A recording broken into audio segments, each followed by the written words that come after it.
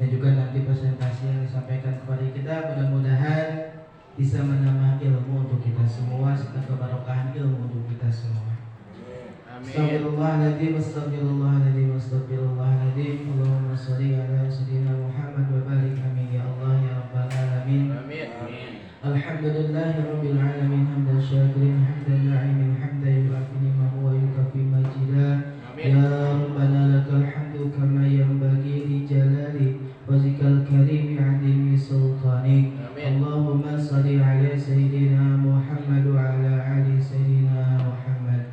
Allahumma inna nas'aluka ilman nafi'an wa rizqan wasi'an wa amalan mutaqabbalan bi rahmatika ya arhamar rahimin. Rabbi shrah li sadri wa yassir li amri wahlul 'uqdatam min lisani yafqahu qawli. Rabbana atina fid dunya hasanah wa fil akhirati hasanah wa qina adzabannar. Istajib doa ya Allah ya Rabbal alamin. Subhana rabbika rabbil izzati amma yasifun, wassalamun alal mursalin, walhamdulillahi rabbil alamin. Al-Fatihah.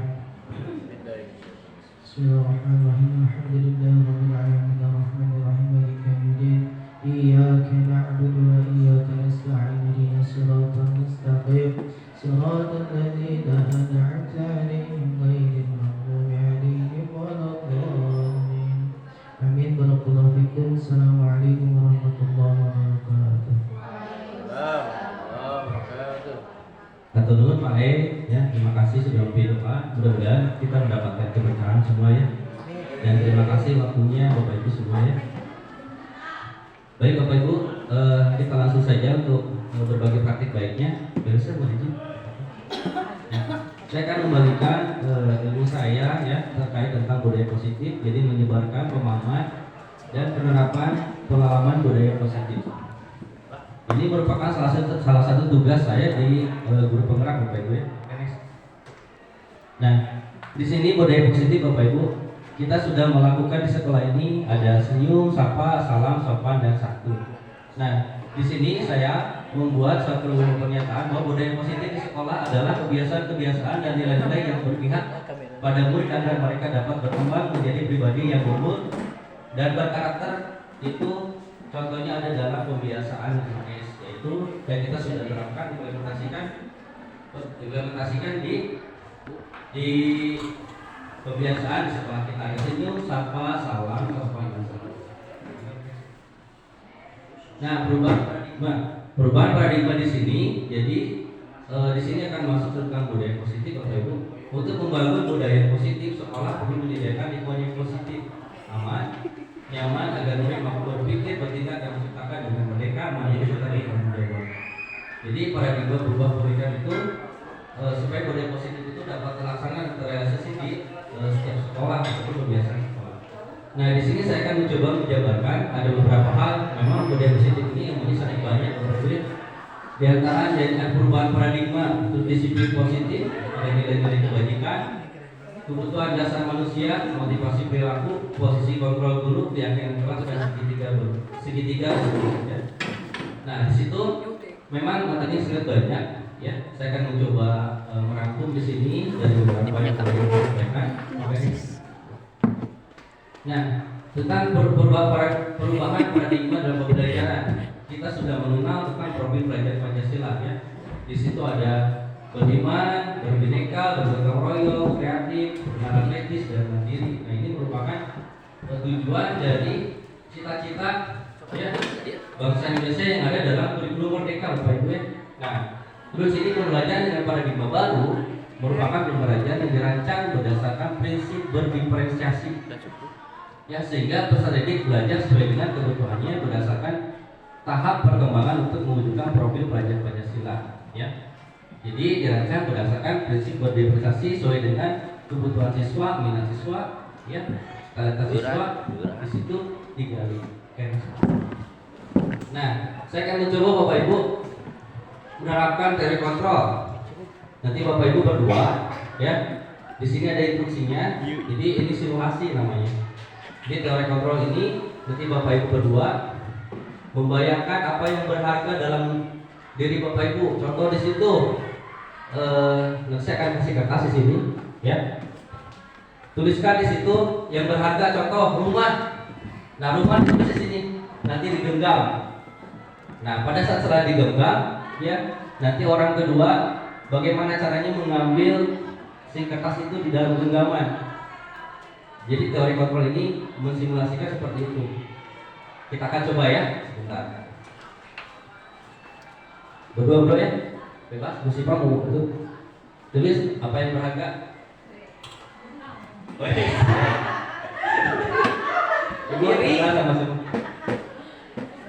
nggak diri.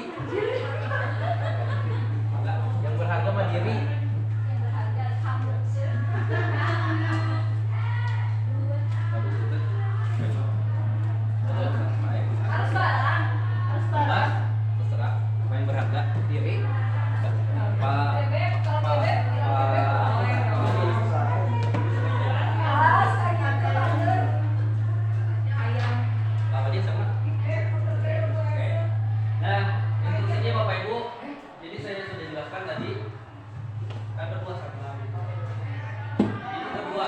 Jadi orang pertama, oh itu berdua sudah. Oke, boleh. Karena saya ngitungnya berdua. Oke, jadi orang pertama silakan tuliskan apa yang berharga di Bapak Ibu. Ya, terserah. Mau saya mau emas, antam, beratur boleh. Oke, bebas semuanya. Kalau saya keluarga boleh. Ya, oke. Setelah itu, kalau sudah tulis silakan genggam yang erat. Ya, jadi ini simulasi teori kontrol. Nah, jadi konsep seperti itu. Setelah dihitung, kira-kira orang kedua, nah orang kedua itu silakan bujuk, boleh dengan ucapan, boleh dengan apa namanya, mencoba membuka, boleh dengan rayuan, boleh dengan terserah. Yuk, saya kasih waktu 30 detik. Yuk, silakan. Oke. Nah.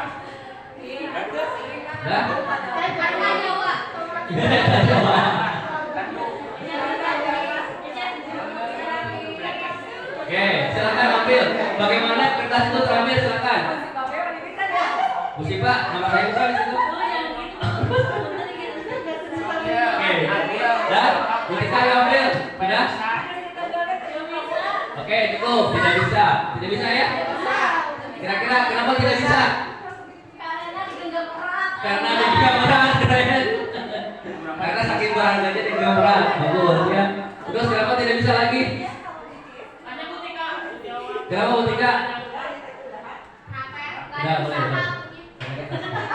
Putri, kira-kira terambil kertasnya? Kenapa tidak terambil? Sangat mencintai. Oke.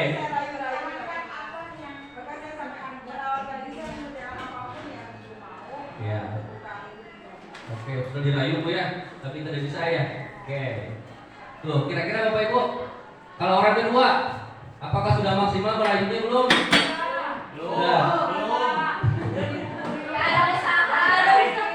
Sudah pakai. Oke, sudah ya. Nah, kira-kira dari 2 Dua konsep teori kontrol itu apa Bapak Ibu yang didapat? Bu Ratu tadi sudah mengungkapkan apa? Apa? Pak Wajib? Jadi sesuatu hal yang menurut kita berharga, maka kita jangan melepasnya. Betul. Tepuk tangan tuh Pak Wajib. Wah, semangat kan masih dulu tuh kan. Oke, ada lagi? Bu Nur? Oke, kita tidak. Betul sekali. Harus ikhlas Bu ya. Jadi artinya apa Bapak Ibu? Dari teori kontrol ini mengajarkan bahwa segala sesuatu motivasi ya. Betul, itu datangnya dari diri sendiri. Orang lain itu tidak bisa mempengaruhi di diri kita. Ya. Jadi teori kontrol ini simulasi mengajarkan kita akan itu. Next. Nah, mengajarkan kita tadi saya bertanya, apakah Anda tahu membuka kepala tangan Anda, mengapa alasan Anda atau membuka kepala tangan Anda? Jadi buka atau tidak?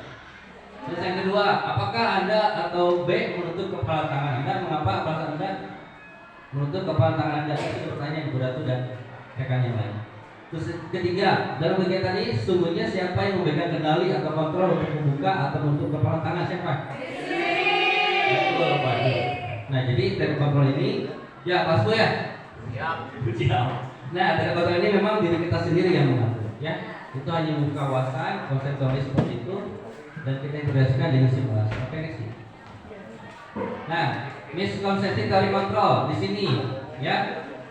Jadi kalau zaman dulu tuh kan seorang pendidik itu otoritas ya, ataupun memegang kendali. Jadi di sini miskonsepsinya satu, ilusi guru mengontrol murid. Kedua, ilusi bahwa penguatan positif efektif bermanfaat. Ketiga, ilusi bahwa kritik yang membuat rasa bersalah mampu menguatkan karakter. Dan yang keempat, ilusi bahwa orang dewasa berhak memaksa. Ya, jadi kita terkadang pada saat belajar merasa kita lebih dewasa, lebih tahu, mengerti anak-anak menuntut kepada kita. Ya, oke next. Nah, perubahan paradigma Bapak Ibu, stimulus respon. Kita mencoba mengubah orang yang berpandangan sama dengan kita. Karena kita seperti itu, betul nggak? Kamu harus sama deh dengan saya di pandangannya. Tapi tidak seperti itu. Terus perilaku untuk dilihat sebagai suatu kesalahan. Saya bisa mengontrol orang lain. Terus pemaksaan ada pada saat rujukan gagal. Ya. Terus dari kontrol yang kita tadi simulasikan, kita berusaha memahami pandangan yang lain tentang dunia. Ya. Jadi kita melihat sisi yang lain. Terus semua perilaku memiliki tujuan. Jadi tujuannya apa? Mempertahankan hal yang berharga di dalam diri kita. Ya. Terus Anda tidak bisa mengontrol orang lain. Ya, betul ya? Kolaborasi dan konsensus menciptakan pilihan-pilihan baru. Nah itu, ya. Nah, tadi sudah terangkum Bapak Ibu di situ perubahan paradigma. Stimulus respon itu relatif kebutuhan sama, ya. Terus dari faktor di atas itu berbeda. Jadi setiap orang memiliki berbeda, ya. Kedua, semua orang melihat yang sama, dan kedua, setiap orang memiliki gambaran yang berbeda. Terus kita mencoba mengubah orang agar berpandangan sama dengan kita berusaha memahami pandangan orang lain tentang dunia. Ya, jadi berubah paradigma. Terus perilaku buruk dilihat sebagai suatu kesalahan. Semua perilaku memiliki tujuan, tidak tujuannya. Kita menganggap itu tujuannya untuk apa? Orang lain bisa mengontrol saya. Kalau teori kontrol hanya Anda yang bisa mengontrol diri sendiri. Jadi kita sendiri yang bisa mengontrol. Terus saya bisa mengontrol orang lain. Anda tidak bisa mengontrol orang lain. Ya. Terus pemaksaan ada pada pertunjukan gagal, kolaborasi dan kondisi menciptakan pilihan-pilihan baru. Jadi sini diharapkan adanya kolaborasi dan kondisi. Ya betul ya, ada kolaborasi. Oke next. Selanjutnya saya akan membuka tentang disiplin positif. Disiplin positif berasal dari kata disiplin yang berarti belajar. Disiplin mengacu pada disiplin diri yang memiliki tanggung jawab terhadap apa yang dilakukannya berdasarkan yang diyakini. Jadi apa yang diyakini ya. Terus disiplin positif juga merupakan salah satu cara penerapan disiplin yang bertujuan untuk menumbuhkan kesadaran serta memberdayakan peserta didik tanpa imbalan, penghargaan atau reward, ancaman atau hukuman. Dan terakhir saya menyimpulkan sebagai pendidik tujuan kita adalah menciptakan peserta didik yang memiliki disiplin diri. Jadi dalam dirinya Bapak Ibu sehingga mereka berperilaku mengacu kepada nilai-nilai kebajikan, universal, dan memiliki motivasi intrinsik. Jadi intrinsiknya lebih kuat, tidak oleh kita dalam perubahan perilaku ke arah yang lebih baik. Nah, nilai-nilai kebajikan. Satu, nilai kebajikan adalah sifat-sifat positif manusia yang bertujuan untuk mulia yang ingin tercapai setiap individu. Terus nilai yang disepakati bersama lintas bahasa, suku, bangsa, agama. Karena sekolah itu universal, ya, tidak dalam satu agama saja. Agama yang lain termasuk suku dan bangsa, ya. Terus profil Pancasila. Di situ contohnya kita ada beriman bertakwa, mandiri, bernegara kritis, berbhinneka global, bergotong royong, dan kreatif. Ya, oke. Nah, Bapak Ibu, jadi kebutuhan dasar manusia di situ bisa dilihat dan disimpulkan bahwa untuk bertahan hidup itu ada penguasaan, ada kesenangan, ada kebebasan, kasih sayang, dan rasa diterima. Jadi menurut Dr. William Glasser, ya. Jadi dengan kebutuhan dasar itu manusia akan bertahan hidup, mempertahankan, ya. Oke. Nah, ini contoh kasus Bapak Ibu, ya. Jadi yang pertama, kasus pertama itu bahwa Bimo, seorang anak TKB, selalu berlari keluar kelas menuju jalan, rasa di depan sekolahnya yang ramai dengan kendaraan. Tingkahnya membuat guru Bani bingung dan seringkali mengejarnya. Bimo berkata, aku senang main kejar-kejaran dengan ibu guru seru. Nah, ini kategorinya apa? Coba back. Nah, ini kesenangan, ya, betul nggak? Nah, ini bertanya. Terus yang kedua, Dinda, seorang anak kelas 3 SD, tiba di rumah, pulang dari sekolah menangis dan mengadu pada ibunya bahwa dia benci pada ibu Rani. Ibu guru bilang, aku tidak boleh bersenandung sewaktu mengerjakan tugas. Katanya kelas harus tenang, tidak ada suara, kan enggak seru jadinya. Oke, baik tuh. Kategorinya apa, Bapak? Kebebasan. Kita sudah bisa menurut, ya. Oke, next. Nah, motivasi perilaku, ya, untuk mencari ketidaknyamanan, hukuman, ya, untuk mendapatkan imbalan, untuk menjadi orang yang mereka inginkan dan menghargai diri sendiri, ya. Jadi ini kategorinya motivasi eksternal yang kita kondisikan, ya, seperti keyakinan kelas atau peraturan di sekolah itu eksternal. Internal untuk menjadi orang yang mereka inginkan dan menghargai diri sendiri dengan nilai-nilai yang mereka percaya, itu motivasi internal, itu keyakinan diri, ya. Oke, next. Nah, motivasi internal, ya. Jadi menurut Gajah Dewantara itu seseorang lahir itu karena kita tuh sekarang, ya, ininya Gajah Dewantara, guru-guru mereka itu. Setiap anak itu lahir itu dengan kodrat alamnya, dia memiliki suatu karakter yang unik ataupun kemampuan yang berbeda-beda, ya. Makanya tidak kosong, Bapak Ibu, tidak seperti kertas kosong. Kan kita berpikir sekarang, dulu kan berpikir anak itu kertas kosong yang ditulis sama gurunya, terus kita didik, terus kita ini, ya. Anak itu boleh memiliki bakatnya masing-masing, ya. Tidak hanya terlepas dari perintah, tapi juga cekap buat merintah diri sendiri. Jadi bisa diri sendiri juga memutuskan sendiri. Nah, motivasi internal menciptakan disiplin positif dan sikap berbeda. Nah, teori motivasi internal. Jadi internal itu yang dalam diri untuk menjadi orang yang mereka inginkan, menghargai diri sendiri dengan nilai yang mereka percaya. Itu internal. Untuk eksternal, untuk mencari ketidaknyamanan atau hukuman untuk mendapatkan imbalan atau penghargaan dari orang lain. Itu eksternal. Nah, Bapak Ibu, sebagai pendidik, tujuan kita adalah menciptakan anak-anak ataupun peserta didik ataupun siswa, ya, di sekolah yang memiliki disiplin dari diri sehingga mereka bisa berperilaku dengan mengacu pada nilai kebajikan universal dan memiliki motivasi intrinsik bukan ekstrinsik. Jadi dalam diri sendiri, ya, sudah meyakini bahwa betul dan salah itu sudah meyakini, ya. Nah, itu ada dalam profil pelajar Pancasila, ya. Oke. Nah, dihukum atau penghargaan, ya. Jadi dalam budaya positif itu Bapak itu ada yang namanya hukuman, konsekuensi, dan satu lagi solusinya, yaitu restitusi, ya. Bahwa penghargaan berlaku sama dengan hukuman dalam arti meminta atau membujuk seorang melakukan sesuatu untuk memenuhi suatu tujuan tentu dari orang yang meminta membujuk. Dorongan, eksternal, dan faktor ketergantungan beberapa dampak dari pemberian penghargaan, ya. Nah, ini tentang penghargaan. Kita kan anak yang bagus, oke, bagus. Nah, kita kasih penghargaan, ya. Seperti itu, ya. Oke. Nah, bentuk program kebajikan berhubungan secara khusus, Dari pengakuan secara pribadi, penguatan kepada semua murid bergantian, pengakuan secara konsisten, fokus pada proses. Ini bentuk program pendidikan atau apresiasi. Contoh pengakuan kolaborasi di kebajikan, ada pembukaan, kemarin saya perhatikan, ya. Terus dari kebajikan rasa empati besar sekali. Situasi pada saat menolong temanmu yang kesulitan, itu artinya. Terus saya menghargai kepedulian dari kebajikannya pada situasinya pada saat kamu membantu temanmu yang kesulitan di tugas kelompok. Jadi ini 3 situasi berbeda, ada pembukaan, ada kebajikan, dan situasi. Oke, next.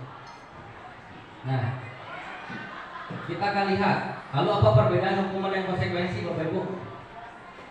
Sering kali kita di kelas ya, contoh pernyataan, ini kita akan kategorikan hukuman atau konsekuensi. Ibaratkan anak membuat kesalahan, ya kita kasih mencatat 100 kali dalam kalimat, saya tidak akan terlambat lagi karena terlambat sekolah. Oke, hukuman, ya sudah kategori hukuman. Lari melalui lapangan basket 2 kali karena terlambat hadir di sekolah, hukuman. Membersihkan coretan yang dibuatnya di meja tulis. Oke, konsekuensi. Murid diminta untuk push up 15 kali karena tidak menggunakan masker di sekolah. Hukuman? Oke. Menggantikan kertas tugas teman yang telah dicoret-coret. Konsekuensi. Berjemur lapangan basket pukul 12 yang karena mengobrol dengan teman. Oke, hukuman. Murid diminta bertelanjang kaki sepanjang hari karena tidak menggunakan sepatu warna hitam sesuai dengan protokol sekolah. Konsekuensi. Dan terakhir, berdiri depan kelas sambil mengangkat kaki satu karena tidak bisa menjawab pertanyaan. Nah, oke. Nah itu batas basisnya atau hukum dan konsekuensi. Nah, kita akan buka. Ada hukuman, konsekuensi, dan restitusi. Restitusi adalah proses menciptakan kondisi bagi murid untuk memperbaiki kesalahan mereka sehingga mereka bisa kembali pada kelompok mereka dengan karakter yang lebih kuat. Nah, dari pernyataan-pernyataan tadi, Bapak Ibu, itu antara hukuman dan konsekuensi salah satunya bisa melukai diri ataupun hati siswa. Jadi nanti image-nya tidak baik, ya. Makanya di sini tawarkan adanya restitusi. Karena restitusi di sini proses kolaboratif yang mengajarkan murid untuk mencari solusi untuk masalah mereka dan membantu murid berpikir tentang orang seperti apa yang mereka inginkan dan bagaimana mereka harus memperlakukan orang lain. Jadi kembalikan lagi kepada diri kita, ya, ya, seperti itu. Ya. Nah, lanjut masuk konsep disiplin. Dengan identitas gagal, hukuman itu dapat satu menyakitkan, tidak nyaman pada siswanya. Murid takut, betul nggak Bapak Ibu? Memaksa murid menyembunyikan kesalahan, murid menjadi rendah diri. Nah itu efek dari hukuman Bapak Ibu. Kalau kita menghukum siswa. Nah terus kalau penghargaan tidak efektif, ya, karena anak itu akan bergerak ataupun mereka akan melakukan kalau dikasih penghargaan. Kalau tidak penghargaan saya nggak mau. Terus merusak hubungan sifat diri, ya. Jadi berat rumah dapat, saya mah enggak, saya mah dapat beng-beng juga enggak, ya. Terus mematikan kreativitas, menghukum dengan sistem ranking, merampas hak menghargai dirimu, ya. Nah, sekarang konsekuensi dan restitusi. Kalau konsekuensi penguatan jangka pendek, tadi sudah klasifikasi ya. Terus perlu monitoring, dicek terus, ya. Terus stimulus, respon. Murid menghormati peraturan, kehilangan waktu untuk merenungi kesalahan. Nah, ini solusinya Bapak Ibu adanya restitusi. Salah satunya murid bertanggung jawab untuk perilakunya. Fokus pada pemecahan masalah jangka panjang. Murid menghormati dirinya dan orang lain. Terus dari kontrol, dirinya memegang kontrol. Dan terakhir murid bersemangat memperbaiki kesalahan. Itu restitusi Bapak Ibu. Oke, next. Nah, perbedaan hukuman, konsekuensi, dan restitusi. Hukuman itu guru menghukum siswa tersebut hormat bendera 10 menit dari sudah ya. Terus guru marah dan murid takut. Terus konsekuensi, guru memberikan konsekuensi mengerjakan PR saat jam istirahat sebanyak 3 kali. Ini konsekuensi Bapak Ibu ya. Guru tegas dan murid menghormati peraturan. Nah ini restitusi menjadikan guru menanyakan keyakinan kelas dirinya dan membantu siswa menemukan solusi. Dan terakhir, guru terbuka dan murid menghormati dirinya dan orang lain.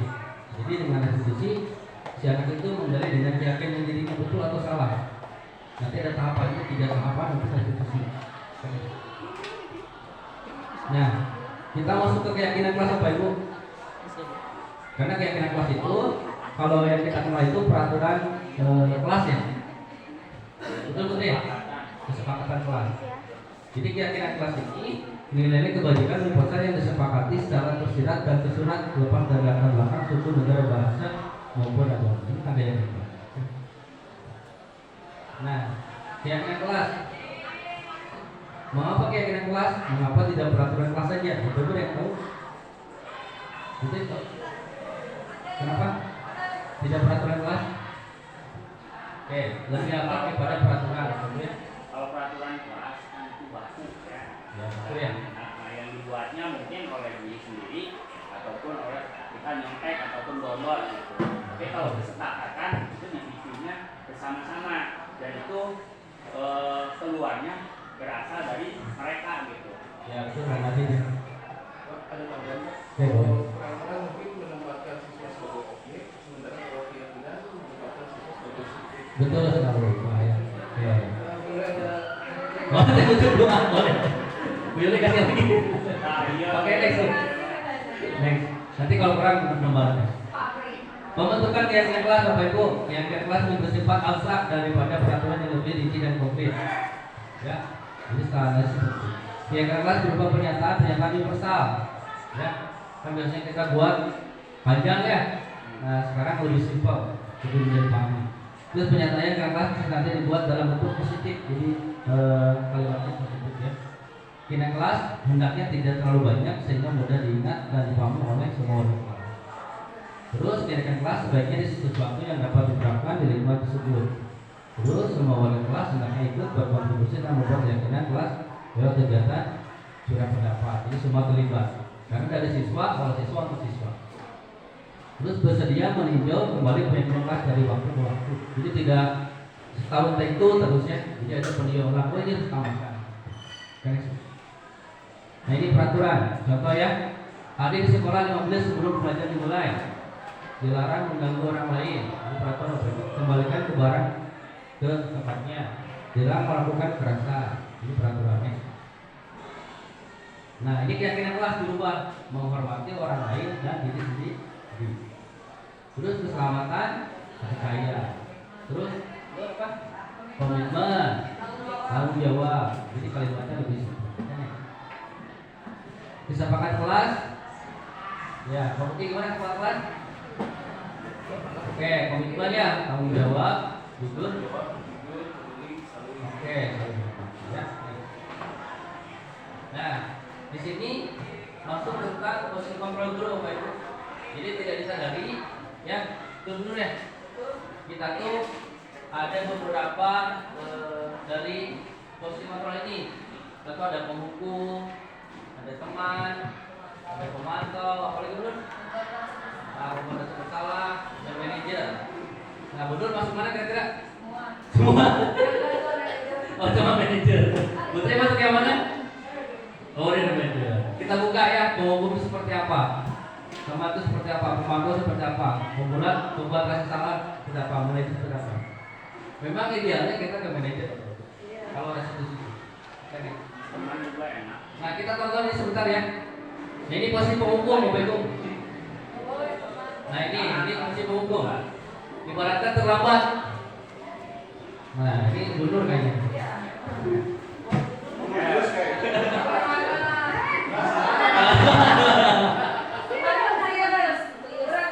Oh, itu sudah serius.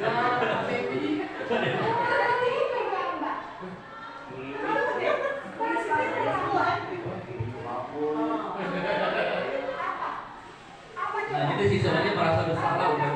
Nanti dia merasa belum ditanya.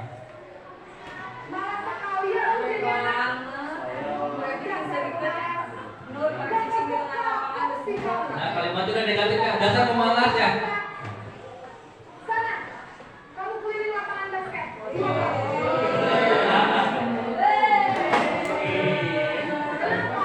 dibuat kesannya ini siapa?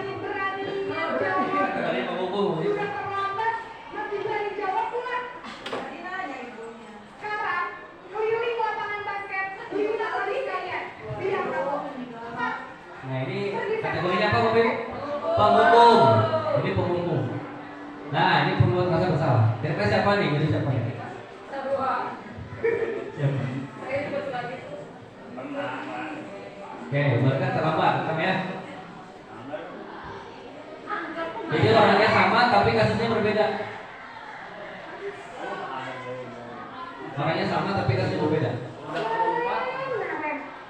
Kamu kenapa terlambat lagi, nak?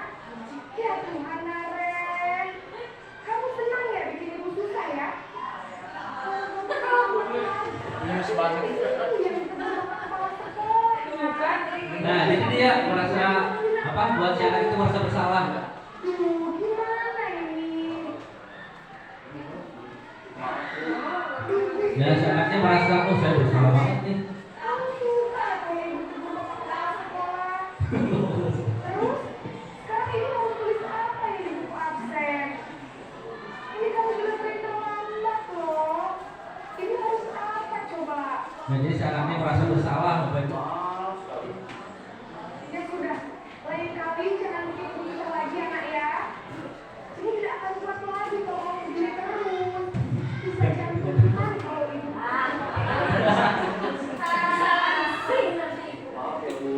Nah, faktor kemudian ketiga apa Dani?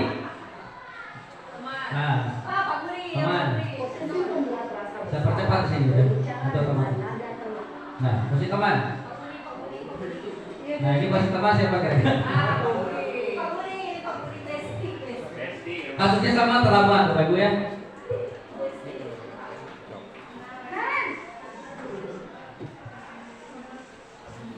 Jadi si Naren tuh artisnya ini viral.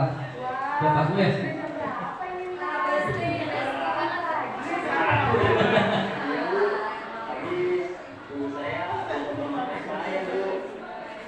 Kamu meninggalkan ibu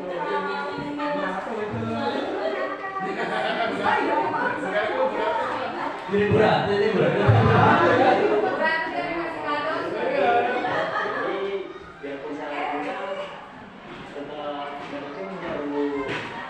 Ya sudah sana mandi, lagi ya. Nah, makanya jadi ya Bikin seneng ibu. sebagai temannya. Bisa? Nah, Ya sudah sana mau sekolah. Ibu beresin urusan absen kamu. Kamu ini ada-ada saja. Nah, sekarang apa? Memantau, monitor. Nah, kira-kira gimana nih kalau memantau? Nah, ibaratkan terlambat. Tuh.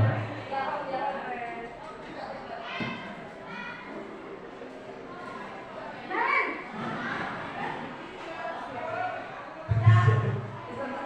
Kasihan Naren dulu. Naren, apa peraturan sekolah kita tentang jam berapa kita harus masuk? Nah, kita ke peraturan sekolah ya, Bapak ya. Kalau lima di sekolah Sekarang sudah jelas belum? Naren sudah tahu kalau kita yang sampai kamar hadir. Lalu saya harus dua kelas pas jam istirahat selama 20 menit. Iya benar, konsekuensinya demikian. Jadi nanti jam 9.30 pas istirahat, kamu harus keluar di kelas, kerjakan tugas tambahan untuk ketertinggalan kamu. Nah, posisi monitor seperti ini. Jadi pengawas terus, Mas. Nah, sekarang posisi manajer yang seperti restitusi. Ya.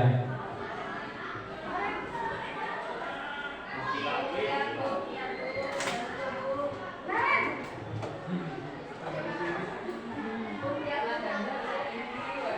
Lalu Selamat pagi Naren. aku saya terlambat. Iya, setelah masaknya jam 7, sekarang sudah jam 7.20. Jadi sekarang bagaimana ya Naren? Kamu saya lupa saya semalam. Baiklah, menurut kamu, keyakinan sekolah yang mana yang tidak kamu Nah, jadi dikaitkan ke keyakinan sekolah, Bapak Ibu. Karena dibalikan ke diri sendiri. Dan orang lain mungkin ya Bu. Jadi, apakah Naren meyakini prinsip saling menghormati tersebut? Iya Bu. Kayak salah satu tiket terakhir Bu Epi.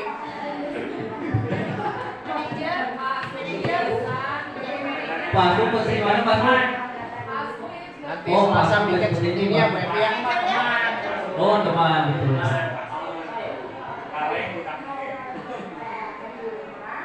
ada orang Dan yang itu dicabut kepada datang.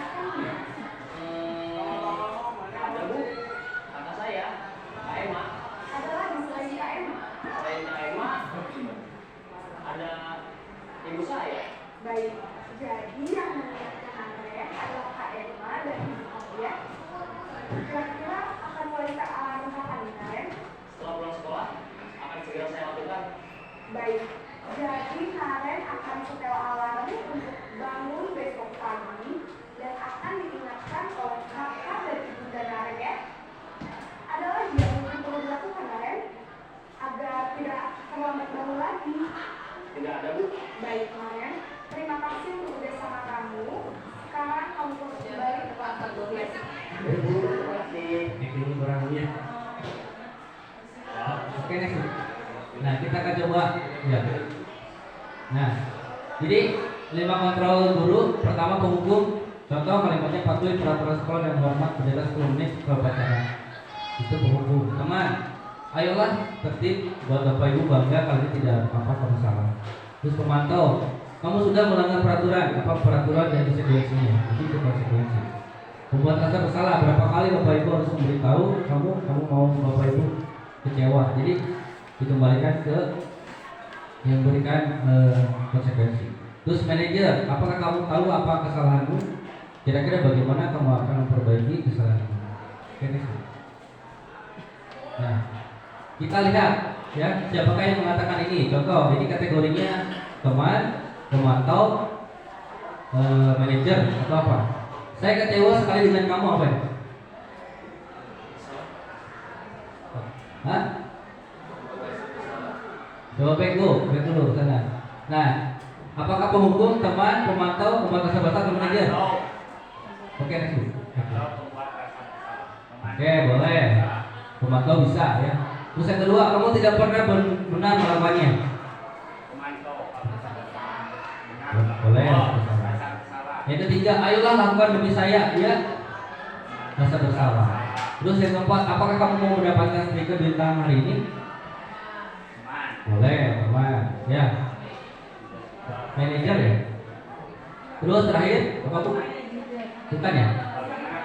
Berarti teman. Dan terakhir, bagaimana kamu bisa menyelesaikan masalah ini? Cepat. Oke, manajer. Berarti yang tepat yang poin yang terakhir yang itu. Oke, next. Nah, jadi di situ poin manajer ada yang namanya pendekatan restitusi, Bapak Ibu.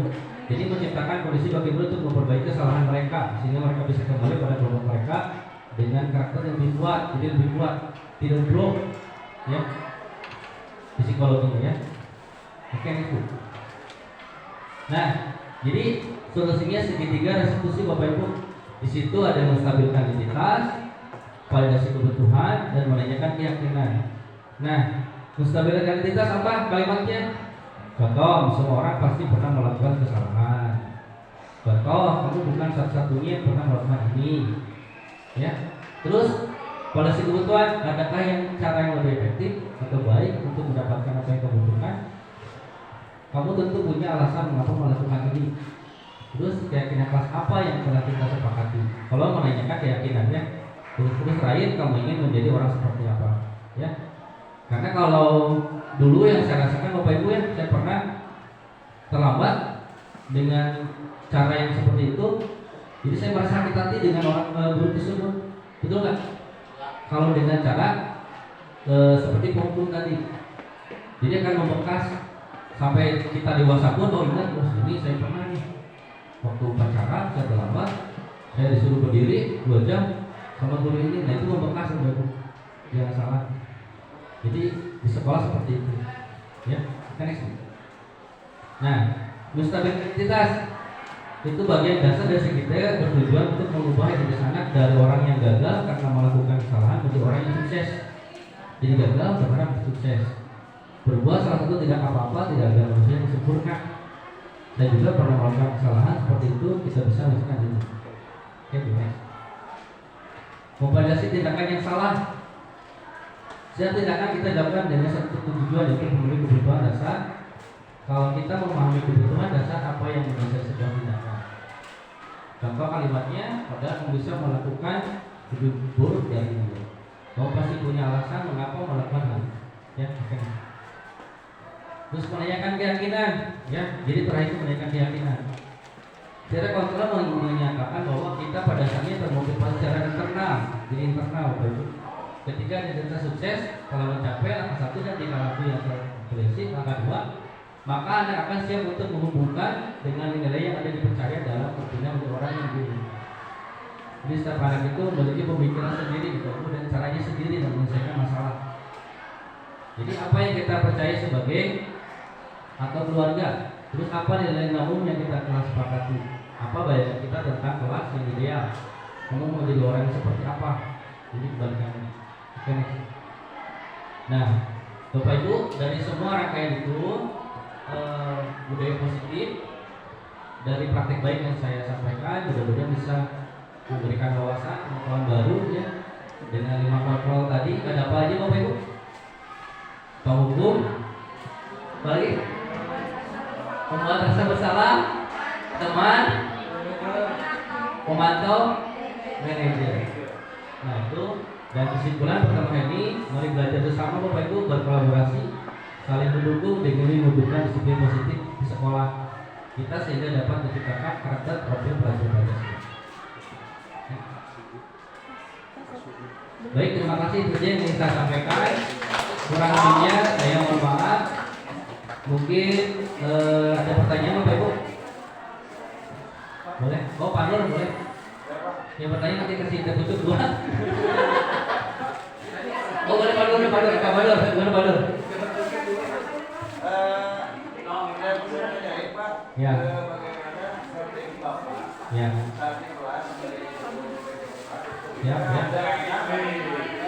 ya.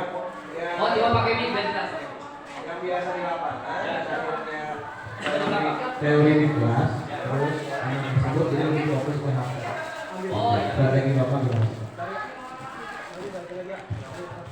Baik Bapak Ibu, ada satu pertanyaan. Bagaimana kalau kita mengajar dan anak itu ada selalu menggunakan handphone dan kita merasa tidak menarik itu pelajaran kita. Kira-kira ada yang bisa menjawab? Saya kembalikan dulu. bisa diulang Pak pertanyaannya Pak? Oke, jadi Pak Nur bertanya pada saat kita mengajar pelajaran PJOK nih, ya. Nah, terus materi yang kita sajikan itu ada anak yang main game terus, jadi merasa tidak menarik apa yang kita sampaikan. Kira-kira apa? Kalau dilihat dari segitiga tadi, Pak Buki boleh? Mungkin sedikit aja Pak. Dan kalau misalkan ada sedikit kekurangan pasan mungkin bisa ditambahkan dengan yang lain. Oh, Oke, saya ingin menyoroti fenomena tersebut ya Pak ya, sebagai suatu kesempatan kita sebagai peserta guru ya untuk bisa menjalin relasi atau hubungan dengan peserta didik. Mungkin pada kesempatan itu ditegur dulu ya, kita stabilkan tadi seperti yang Pak Ikhlas sampaikan. Tapi di kesempatan lain mungkin Pak Ikhlas bisa kita ini ya seperti yang tadi saya sampaikan, jalin hubungan. Barangkali Kak, kamu main di apa Mobile Legends ya? Nanti kita bisa main bareng, tapi jangan di waktu sekarang, tapi di waktu lain. Oke, berarti posisinya sebagai apa? Teman atau apa? Teman dulu. Teman dulu. Teman dulu ya. Terus? Tapi di saat yang bersamaan juga berupaya menjadi manajer. Kalau misalkan sekarang kamu mainnya, kira-kira menurut kamu pas nggak? Misalkan namanya Ratu menurut kamu pas? Ayo beda gitu. Beda gitu. Dan ya mungkin itu aja Pak, disesuaikan dengan perannya. Kalau misalnya di awal mungkin sebagai teman dulu, karena mungkin kalau kita sebagai guru yang berperan sebagai penghukum, pembuat rasa bersalah dan lain sebagainya, misalkan bersamaan akan membuat siswa tidak nyaman. Tapi kembali lagi, kalau kita mau menggunakan siswa sebagai objek, bukan subjek, setiap kesempatan bisa kita gunakan sebagai opportunity atau kesempatan yang dapat kita gunakan untuk menjalin relasi, dan bisa yang bersamaan juga bisa membuat siswa paham akan restitusi yang tadi Pak Ikhlas sampaikan. Yang utamanya adalah untuk bisa membuat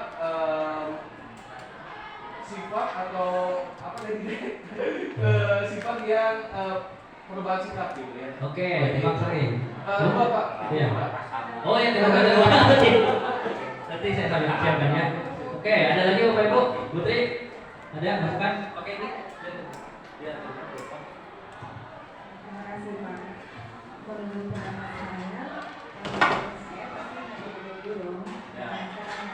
Bapak kamu main HP, Bu. Kalau main dulu apa yang kalau itu nggak asik, terus yang asik apa? Game kan?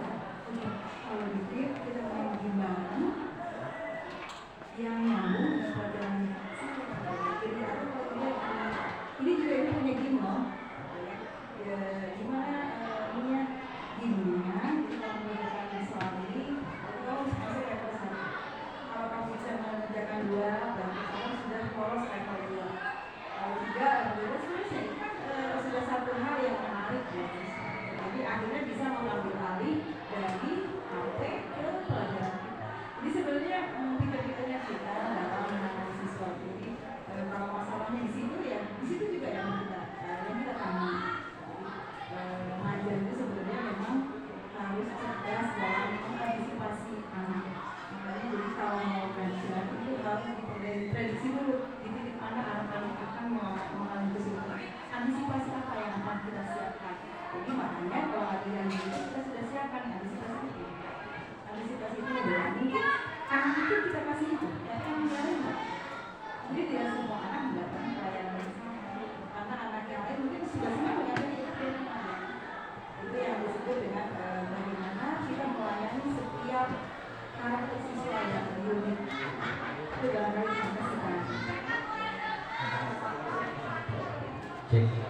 terima kasih ya Bapak Ibu sudah memberikan masukannya dan jawabannya.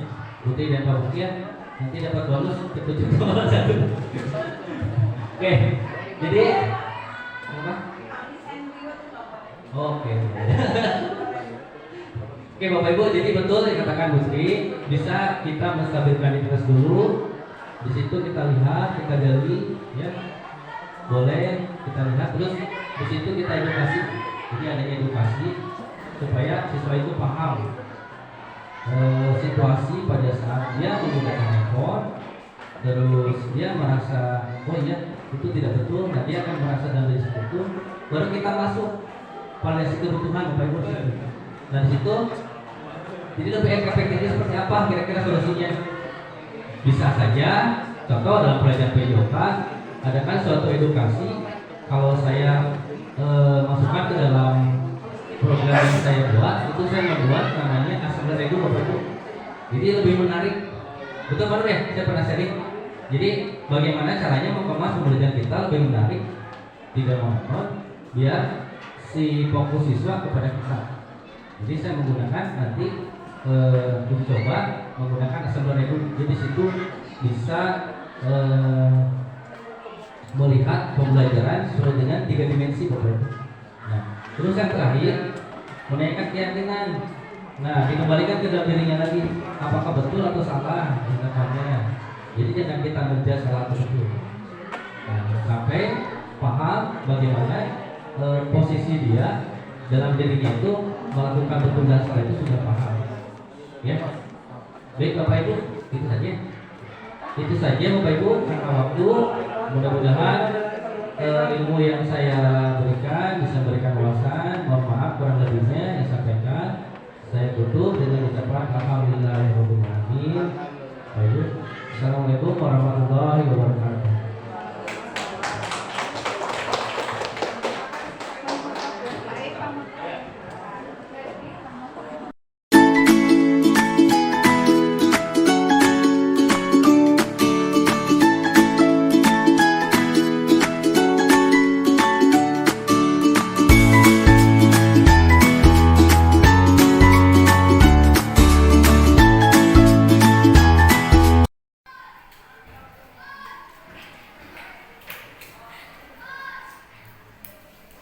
Baik, assalamualaikum warahmatullahi wabarakatuh. Waalaikumsalam warahmatullahi wabarakatuh. Oke, ini kelas 7C. Ya. Oke, anak-anak, bagaimana kabarnya hari ini? Alhamdulillah, luar biasa. Allahu Akbar. Kurang semangat ya sekali lagi. Bagaimana kabarnya hari ini? Alhamdulillah, luar biasa. Allahu Akbar. Oke, keren bagus ya. Oke, anak-anak kelas 7C. Hari ini pokok masuk ya, kita akan membuat salah satunya yaitu keyakinan kelas. Ya. Ada yang tahu keyakinan kelas itu apa? Ada yang tahu? Oke, jadi keyakinan kelas itu seperti tata tertib ataupun etika melakukan kalian belajar di kelas. Ya. Jadi hari ini kita akan belajar apa? Keyakinan kelas, ya. Nah, jadi setiap kelas itu mempunyai keyakinan kelas. Nah, nanti Bapak minta kerjasamanya dari kalian mengungkapkan kira-kira apa keyakinan kelas di kelas 7C ini, ya. Contoh, Pak, saya mau di kelas kalau ujian banyak yang contek, berarti harus jujur dalam uji. Terus contohnya pada saat kalian belajar suka ada yang terlambat ya? Nah, berarti tidak terlambat pada saat proses belajar. Ada pertanyaan? Tidak ada? Baik, Bapak akan bagikan untuk ini ya, Bapak sudah sediakan di meja. Untuk keyakinan kelas, silakan sebanyak mungkin. Nanti kalau sudah kalian tulis di sini, satu orang silakan ke depan, ya, untuk menempel di kertas ini yang sudah disiapkan ya. Nah, nanti setelah itu Bapak kelompokkan ada berapa keyakinan kelas di sini. Contoh ada 8 atau 10. Nanti kalian terakhirnya catat di buku catatan kalian untuk komitmen kelas ataupun yang tadi Bapak jelaskan apa ini?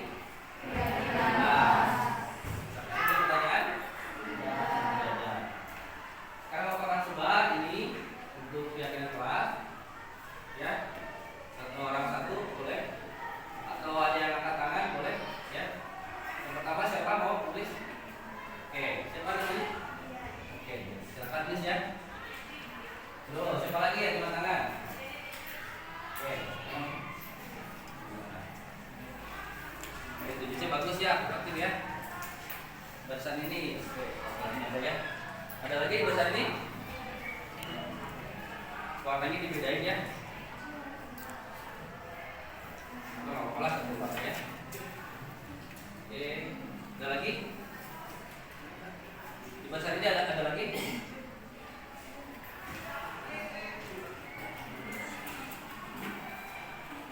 Nah, oh banyak ya. Ada lagi? Di bahasa ini ada?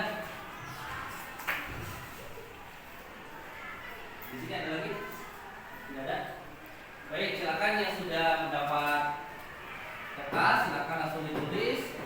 Kira-kira keyakinan kelas di kelas Indonesia itu apa yang mendukung untuk proses pembelajaran, ya? Jelas ya? Oke, boleh yang lain ada lagi di sini? Utamakan, coba yang salah, tulis apa? Ya. Kelompok ini karena baru satu ya.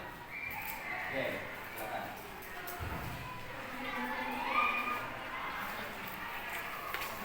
Ya, silakan. Ada yang sudah selesai? Sudah selesai? Yuk silakan yang sudah selesai satu orang tempel di sini. Nah, silakan tempel di sini ya. Ini yang pertama ya. Nah. Oke, tepat waktu boleh. Apa lagi? Silakan. Dari bahasa kalian? Yuk silakan. Pak, kalau ada yang sama kalimatnya boleh nggak? Gak apa-apa, nanti kita akan bahas bersama ya. Oke, jujur. Ada lagi? Yuk silakan. Coba silakan. Di sini boleh. Oke, jujur dalam ujian atau belajar. Jadi kita pertama. Silakan. Oke, tepat waktu saat mengubah tugas. Dulu, tidak lanjut.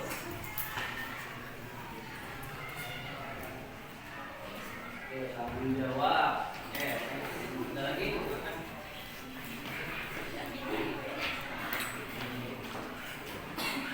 Yang membuang sampah pada tempatnya. Oke, lanjut. Ada lagi?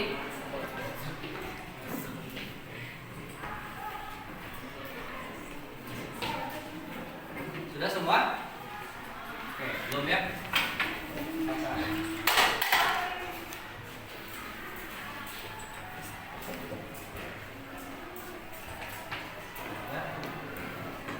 Satu orang lagi. Baik, sudah semua? Oke, kalau sudah semua, kita akan lihat di sini ada beberapa keyakinan kelas di sticky note-nya ya. Kita akan urutkan kira-kira yang pertama apa dulu yang penting. Ya. Di sini ada ketua kelas.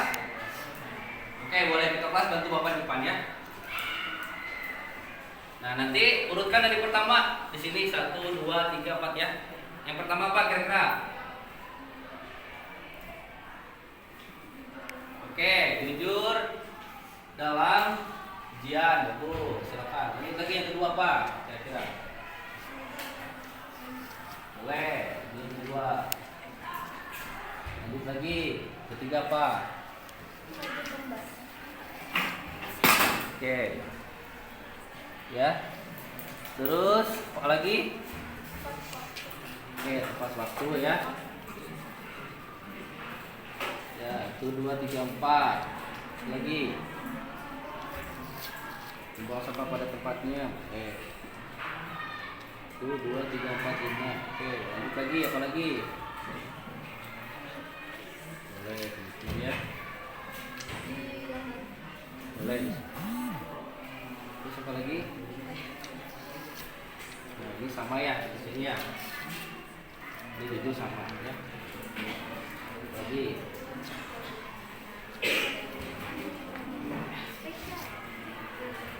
Oke, terus apa lagi?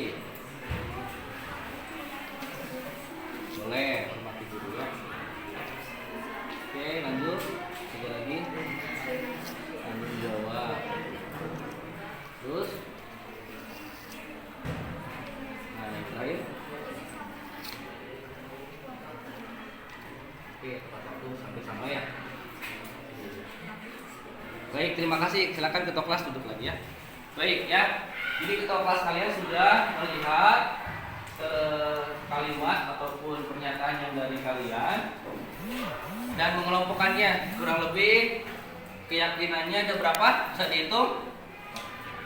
1, 2, 3, 4, 5, 6, 7, 8, 9, 10, 11. Oke, lumayan banyak ya. Oke, silakan catat. Buka bukunya ya.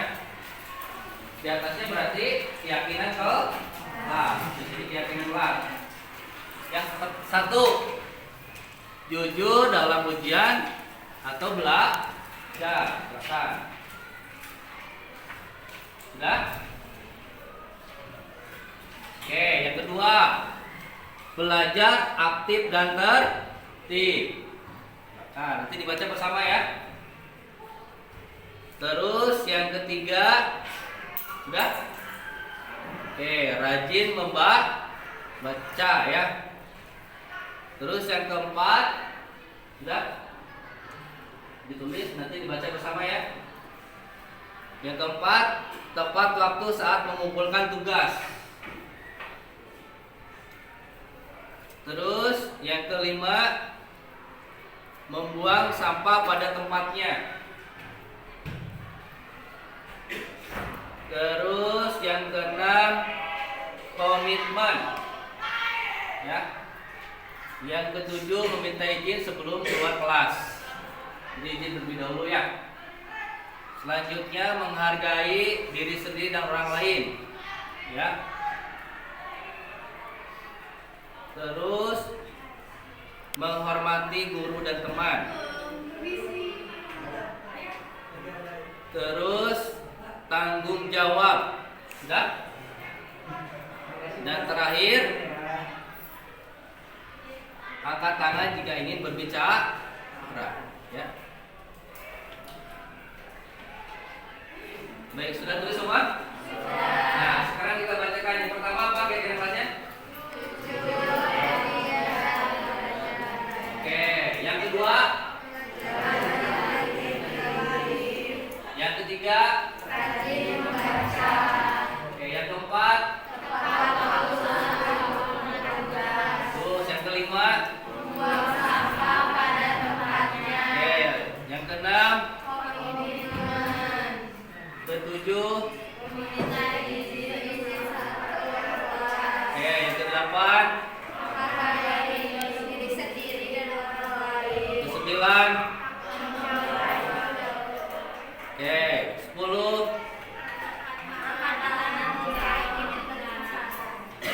Oke, jadi ada berapa semuanya? 10 ya. Nah, jadi keyakinan kelas ini mudah-mudahan bisa mendukung proses pembelajaran kita. Jadi kita komitmen untuk semester sekarang kalian keyakinan kelas ini dilakukan di kelas. Sampai sini pertanyaan untuk kemarin ini? Tidak ada. Kalau tidak ada, Bapak coba sekian. Tolong keyakinan kelas ini dilakukan di kelas dengan sebaik mungkin. Jadi nanti terciptanya budaya positif di kelas. Ya. Bapak ucapkan terima kasih kelas 7C. Tertib, bagus ya. Bapak lihat banyak yang aktif juga. Dan tolong di pelajaran yang lain juga biasakan seperti itu ya. Sekian pertemuan hari ini. Terima kasih atas waktunya kelas 7C. Silakan keyakinan kelas ini dilakukan untuk berikutnya. Terima kasih. Assalamualaikum warahmatullahi wabarakatuh.